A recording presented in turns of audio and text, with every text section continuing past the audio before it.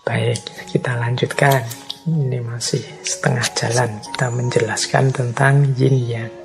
Nah, selanjutnya ini saya menemukan cerita rakyat atau folklore yang menjelaskan tentang yin dan yang. Ini saya tidak tahu validitas ceritanya seperti apa, tapi mungkin penting bagi kita untuk menggambarkan ini loh maksudnya. Cara kita menyikapi situasi yin dan situasi yang. Jadi saya bacakan ya ceritanya, mumpung ini ngajinya malam-malam. Siapa tahu setelah saya cerita teman-teman bisa tidur nyenyak. Oke, baik. Jadi ada cerita begini. Ada dua orang sahabat, namanya Yin dan Yang. Mereka ini intelektual, jadi dikenal sebagai orang yang pandai, berbudi luhur, berjiwa besar, penuh dengan kasih sayang.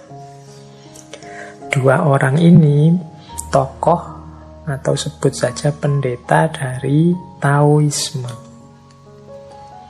Nah, mereka ini berteman dekat, wong yo sahabat. Hanya saja dua orang ini punya pemahaman yang berlawanan terhadap ajaran Taoisme.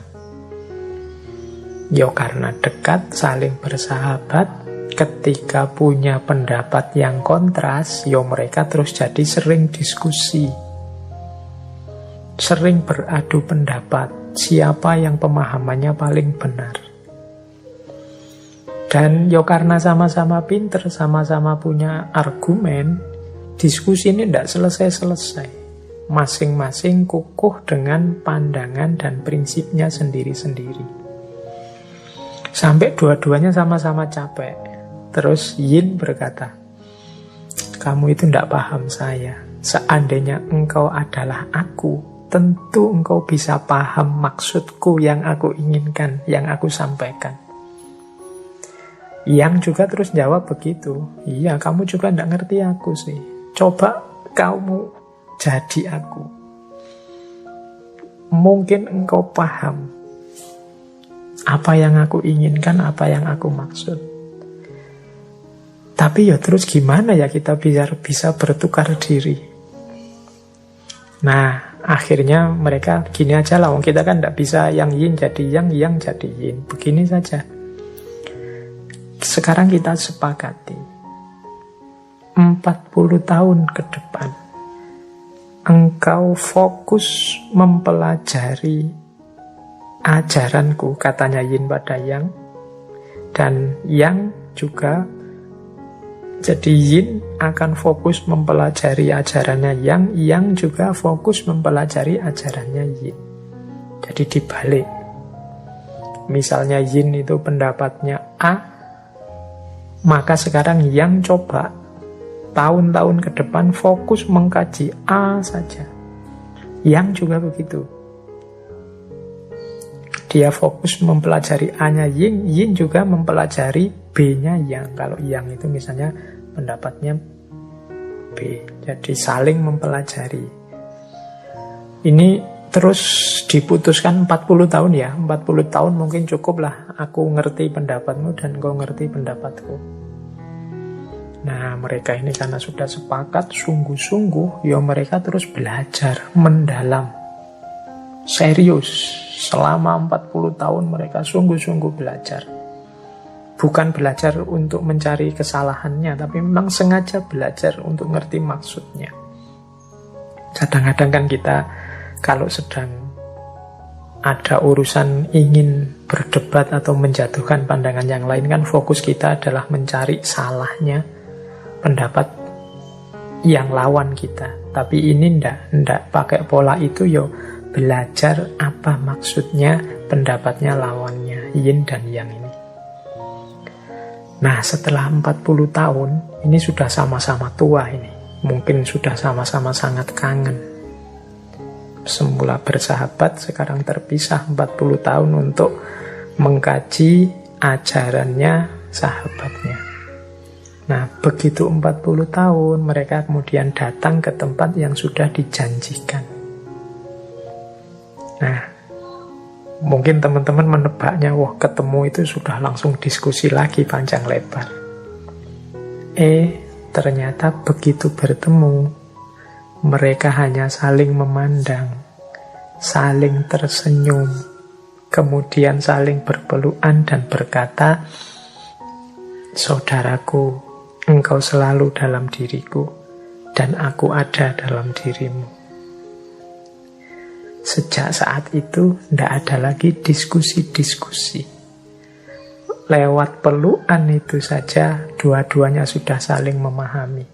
Tidak harus susah payah menjelaskan, susah payah merumuskan, mencari. Mereka sudah saling paham, begitu bertemu, saling tersenyum, kemudian saling berpelukan.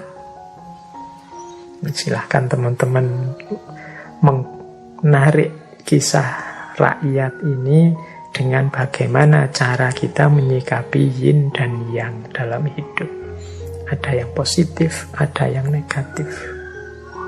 Kalau ingin mencari titik temu, ya tidak mungkin. Wong ini hukum alam, hukum semesta.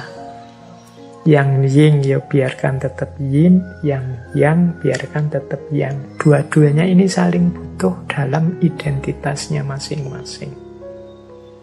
Dalam yin ada yang, dalam yang ada yin.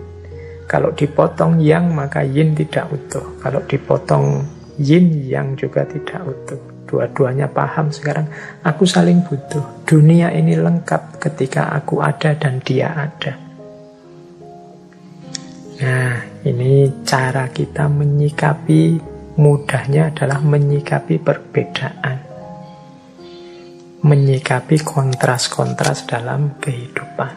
Yang berakhir dengan saling memandang, saling tersenyum, kemudian saling berpelukan. Nah, ini cerita pertama. Semoga bisa memudahkan bagaimana cara kita menyikapi yin dan yang dalam kehidupan.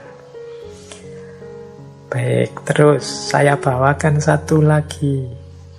Ini juga cerita rakyat yang hubungannya sangat erat dengan yin dan yang. Kesedihan dan kesenangan, kesulitan dan kemudahan. Ternyata tidak sesederhana yang kita rumuskan. Kadang kegembiraan itu ternyata sumber masalah yang menyedihkan. Kadang kesedihan adalah awal dari kebahagiaan. Nah, ada cerita, ini populer sekali, tentang seorang petani tua yang memelihara kuda. Mungkin di sesi ngaji yang mana pernah saya ceritakan ini. Semoga teman-teman ada yang masih ingat. Ini saya ceritakan pada yang belum pernah dengar atau sudah lupa. Jadi ada seorang petani tua, yang petani tua ini memelihara kuda. Kudanya ini pokoknya kudanya top, sangat baik kualitasnya. Mestinya kuda ini sangat disayang oleh petani ini dan keluarganya. Nah, suatu pagi ternyata kudanya petani tua ini kabur, lari dari rumah. Wah, ini harusnya berarti berita yang menyedihkan, peristiwa yang menyedihkan. Para tetangganya datang, terus mereka mengucapkan simpatik. Wah, sampean mengalami nasib yang buruk ya, turut bela sungkawa misalnya. Nah, terus petani itu jawab, tidak juga, kita lihat saja nanti. Nah, petani ini tenang saja, tidak sedih juga tidak galau, meskipun kudanya lari. Ternyata besoknya kudanya kembali lagi, malah sekarang membawa teman-temannya dari hutan. Wah, sekarang dari hanya punya kuda satu yang bagus, sekarang dia punya beberapa kuda.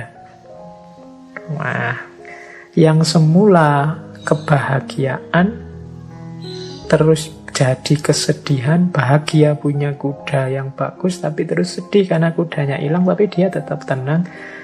Ya kita lihat saja nanti. Wah, ketika kudanya kembali lagi, membawa teman-teman kudanya yang lain, kan dia ini untung besar akhirnya. Tetangga-tetangganya datang lagi, wah turut senang Pak.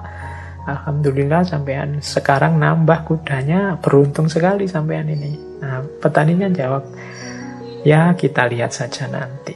Jadi senang juga, tidak meledak-ledak, biasa saja. Ya hidup itu memang ada sedihnya, ada senangnya. Paginya anaknya ini ingin mencoba kuda-kuda yang baru datang tadi. Mungkin anaknya ini gembira, wah ini kudanya banyak, ini coba. Beberapa ingin dijinakkan. Waktu nyoba menjinakkan kuda, dia malah jatuh. Kakinya terus patah. Wah, ini kan peristiwa yang menyedihkan.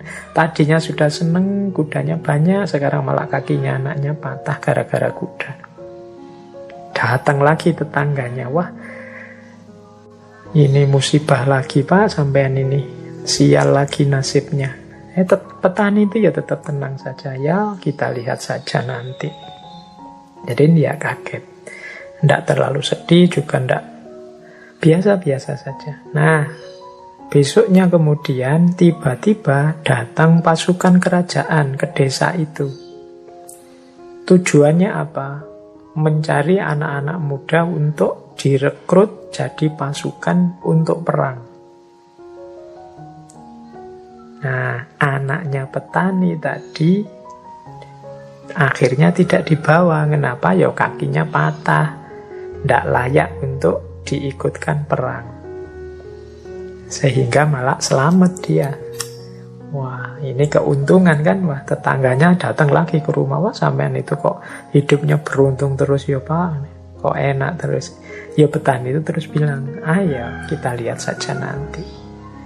Dan seterusnya cerita. Ini sebenarnya ini menggambarkan hidup itu ya dinamis, dialektis. Kadang senang, kadang susah. Mbok ya kita tanggapi biasa saja. Kadang kesulitan membuahkan kemudahan, kebahagiaan, kesenangan. Kadang kesenangan melahirkan kesedihan justru, dan seterusnya. Kesenangan punya kuda bagus ternyata melahirkan kesedihan, kudanya lari. Sedih karena kudanya lari, ternyata melahirkan kesenangan karena kudanya balik malah bawa teman-teman kudanya yang lain. Senang dapat kuda banyak, ternyata malah kakinya anaknya patah. Sedih karena kakinya anaknya patah, jadinya malah seneng karena tidak jadi diambil oleh pasukan untuk ikut perang. Ini dinamika hidup. Makanya petani tadi mengajari kita bagaimana kita mengikuti saja ritme hidup, ritme alam. Hidup secara alami saja, luwes saja, fleksibel saja. Hidup itu memang selalu berpasangan, senang, sedih akan selalu begitu. Dan tidak harus ditanggapi dengan berlebihan.